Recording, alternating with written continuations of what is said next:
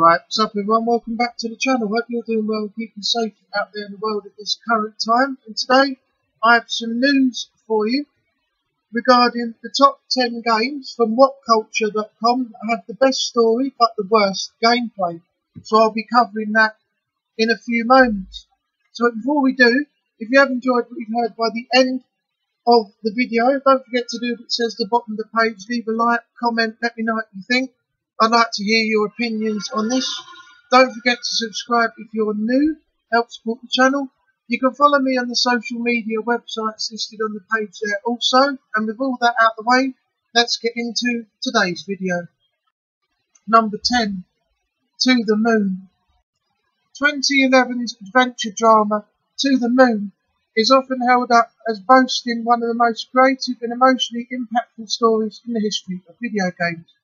And while the particulars are best left unspoiled, the spine of the story involves two doctors who administer wish fulfillment to dying people by creating artificial memories in their minds.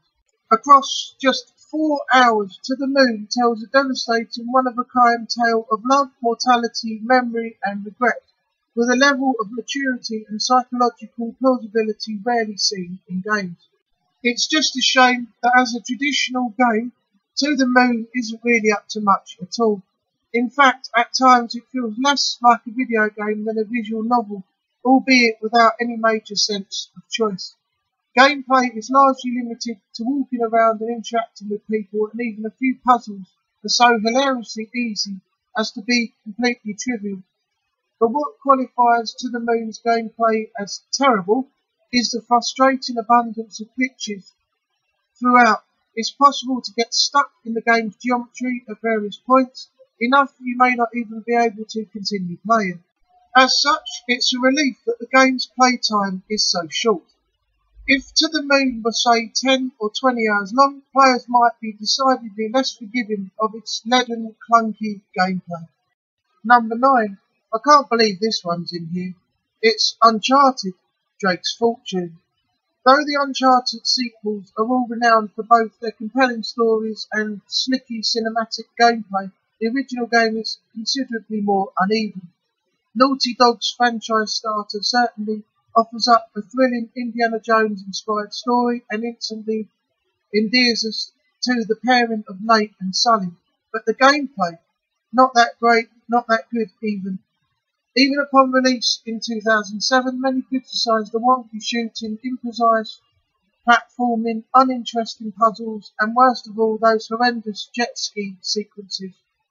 While some labelled the original Uncharted a generic yet entertaining romp, considering the massive strides the sequels all made, it seems considerably worse in retrospect. The tedious, relentless gunfights and just generally not good feel of controlling Nate got the franchise off to a dodgy start. A boring, yet good-looking game was that fortuitously tethered to great characters and a riveting story. Number 8. Persona 2, Innocent Sin. The Persona 2 duology, consisting of Innocent Sin and Eternal Punishment, are a rather unsung pair of games compared to the more fated sequels. Eternal Punishment was, however, broadly praised for improving upon Innocent Sin's flaws, the most glaring of which is that it's just a damn tedious chore to get through.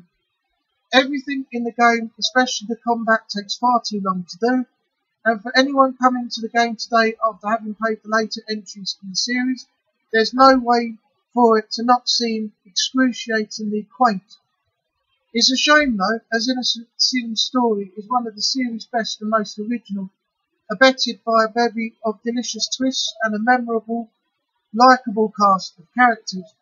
It's just heightened enough to be unforgettable and interesting, yet not enough that it goes totally off the rails. But alas, the core gameplay is so freaking mundane, you couldn't be blamed for watching a let's play like a visual novel and scrubbing past the dishwasher dull combat. Number 7. Soma. Soma is an extremely moody survival horror game best remembered for its deeply unnerving, mysterious narrative, in which the protagonist Simon Jarrett slowly comes to learn the jaw-dropping nature of his presence at an underwater remote research facility. Sounds very similar to the events of BioShock. The story packs quite the visceral punch, especially once all the cards have been played at game's haunting end. Yet the narrative is wrapped around a perfunctory, low-effort gameplay loop. Exploring the facility to gradually uncover clues about your predicament is fine enough, but developers Frictional Games decided to pad things out with tedious enemy encounters. The hide-and-seek stealth gameplay manages to be both boring and frustrating, as though Frictional felt they had to include these mechanics to make the game more appealing to those who would otherwise dismiss it as a walking simulator. In fact, the pushback against the enemy design was prominent enough that Frictional eventually released a safe mode update, which stopped the game's monsters from killing the player, allowing them to just focus on the infinitely more compelling story. Number 6. Mass Effect. The series went to bigger and better places in later entries, but there's no denying the brilliance of the original Mass Effect. BioWare's sci-fi RPG pulled off the daunting task of introducing us to a galaxy's worth of instantly fascinating characters, while weaving a rich story tapestry that's genuinely gripping, heartfelt, and at times even hilarious. There's certainly an argument to be made that the original Mass Effect has the best, tidiest story of the 4 mainline games, focused more explicitly on world building and character, and letting the plot unfold in a more organic way than any of its successors. Plus, Saren is just an awesome villain. Yet the original Mass Effect falls down hard where gameplay is concerned and is undoubtedly the franchise's worst in regard. The combat feels clunky and unrefined compared to what came later. The Mako sections are a bore, the UI and controls are a mess, and it's packed to the gills with frustrating glitches.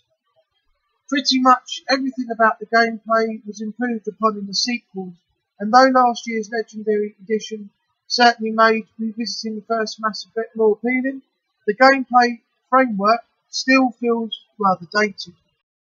Number 5. Deadly Premonition. Depending on who you ask, Deadly Premonition is either an amazing game or an absolute fiery train wreck. But consider this, what if it's both? Released in 2010, this open-world survival horror game channels the same manic, anything-goes energy of Twin Peaks similarity, following an FBI agent as he investigates the murder of a young woman. As a piece of pure storytelling, Deadly Premonition is wonderfully campy and bizarre, a willfully heightened slice of throw everything at the wall insanity packed with gut-bustingly funny dialogue. It is, in all of its eccentricity, infinitely more memorable and entertaining than the generic narratives of a dozen considerably more polished AAA games. But, let's be clear, the gameplay surrounding the story makes for a miserable experience. Even if you can forgive the muddy graphics and terrible soundtrack, the tank-like controls are agonising, the combat sucks, and the open-world design makes it a frequent slog. Thankfully, a large portion of the game's playtime is comprised of story-driven cutscenes, which are far and away the real reason to play Deadly Premonition. If any video game can be compared to The Room in the so bad it's good state, Deadly Premonition is it, even if the story is genuinely engaging and enjoyable in its own right. Number 4. Silent Hill 4, The Room. Silent Hill 4 The Room is in many respects the black sheep of the mainline series because it opted to deviate from the firmly cemented style of the original survival horror trilogy for something markedly different. For starters, it literally moved away from Silent Hill and was set primarily in the city of Ashfield, with protagonist Henry Townsend's apartment serving as a hub and the game's own save point, which players could explore from a first-person perspective. The series' iconic, often infamously challenging puzzles were also massively toned down in favour of a greater emphasis on combat, and many fans and critics were vocally critical of the game's second half, defined by repeated environments and a prolonged escort mission. None of this is wrong at all. Indeed, Silent Hill 4's gameplay pales vastly compared to the first 3 games, enough that even many hardcore fans struggled to get through it. But the story gets much closer to the all-timer quality of Silent Hill 2 than most will freely admit. It's certainly more disturbing in large part due to the unexpected fleshed-out characterisation of the game's antagonist, undead serial killer Walter Sullivan. Combined with the series' typically first-rate atmospheric design, Silent Hill 4 is a mesmerising experience, albeit one consistently at odds with its lacklustre, often exasperating gameplay. Number 3. Planescape Torment. Planescape Torment is in many respects the poster child of great story trash gameplay. Black Isle Studios' legendary RPG is renowned for its extremely intricate, well-written story courtesy of the brilliant Chris Avellone, whereby practically every named character you encounter in the world is worth talking to.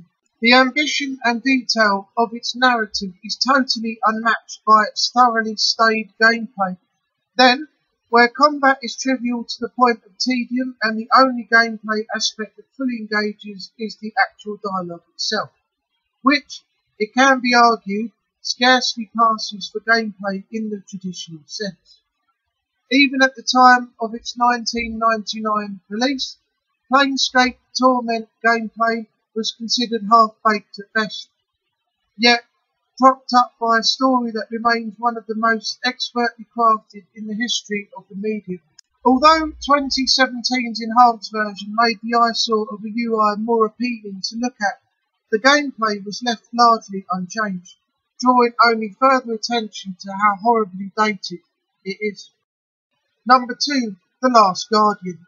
The Last Guardian was finally released in 2016 after countless agonising delays, and though in many respects it's a beautiful game with a tender, minimalist story about the bond between a boy and his gigantic bird-like companion.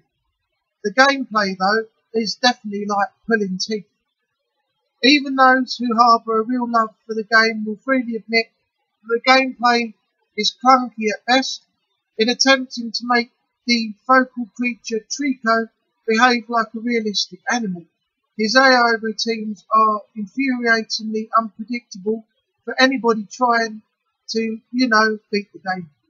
If you played the game, you'll likely remember struggling to direct Trico to do what you need him to do in order to complete a puzzle.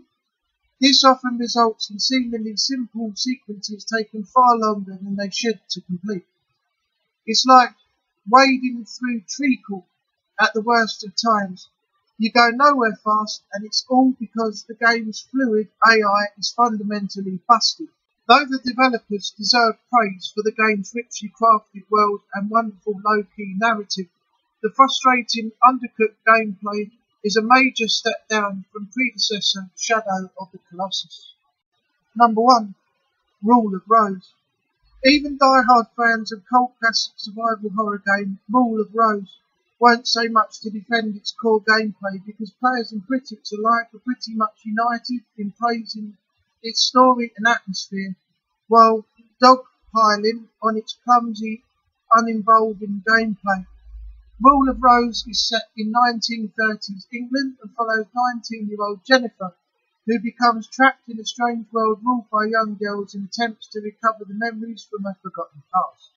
From a narrative perspective, it's absolutely riveting. As a study of trauma and abuse, it felt years ahead of most other genre entries when it released in 2006. Yet, the mainstream media of the time predictably latched onto its mature, boundary-pushing content and made outlandish claims that it contained underage eroticism. Beyond its story, though, Rule of Rose is a much rougher ride. The melee-based combat is a janky, unwieldy mess, and there's an egregious amount of backtracking, with both issues being further exacerbated by rancid controls and unhelpful camera angles. It's a quintessential game, worth experiencing even if you might not actually want to play it, considering that director Shuji Ishikawa himself called it essentially an interactive movie, although he probably wouldn't mind all that much if you just watched a Let's Play on YouTube. Okay, so that's going to conclude today's video. I hope you enjoyed everything you've heard. If you have, just to recap before we finish, Don't forget to do what it says at the bottom of the page, and that's leave a like, comment, let me know what you think about everything that we've covered today. Don't forget to subscribe if you're new, help support the channel. You can follow me on the social media websites listed on the page there also. Thanks for watching, and I will see you on the next one. Take care of yourself out there in the world, and bye bye for now.